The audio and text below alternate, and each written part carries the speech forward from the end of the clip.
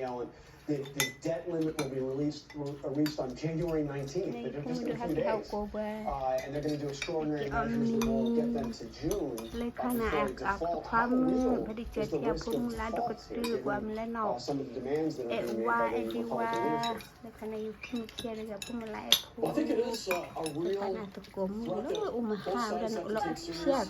The Republicans were largely elected to get control of Russia's spending. That's the mission that their voters have given them. So when President Biden says he's just going to refuse to negotiate with Republicans on any concessions, I don't think that's right. Nè nó quên nọt đi à lên là. Side, we have to realize we Nó quên nọt đi à lên control the là. House with a 4-seat majority.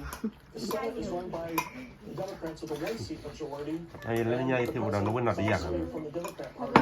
So we're taking everything we want either. This is not a parliament system where the majority party and the parliament can sort of dictate those terms. So I want our side to negotiate with Democrats. I thought it was a fly. President Biden has to also negotiate. He can't say he refuses to negotiate. That's a non-starter as well. Because the mission we've been Dạ mét ngu. Dạ mét Russell ngà. has been not the only contributor, but one of the main contributors to inflation. I just read a stat yesterday. Thuộc cô này. Thuộc cô đi. Anh nên cô à. Mình giảm ngu. The standard of living for Americans got reversed. Nakalimutan ko na kaya bayo. Đó là mấy cô nữa cái đất của ta. Mấy cô. Mấy cô. Quên nọt đi à. And getting control of spending. Has the Biden administration reached out to you on the debt ceiling? Is this chicken? They have not. Thank you. Both sides going to have to be willing to work together.